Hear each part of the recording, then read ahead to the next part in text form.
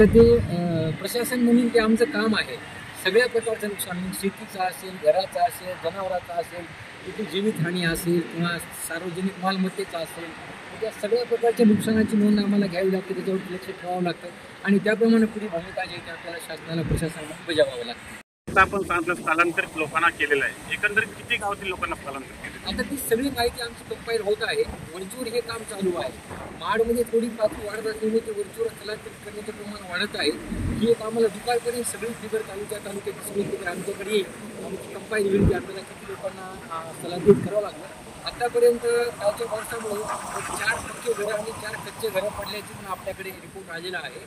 तर त्याचप्रमाणे ही जर परिस्थिती पाहिजे तर आता हे सगळं ह्याचं पीक आहे. आता ते पीक पाण्याखाली आहे.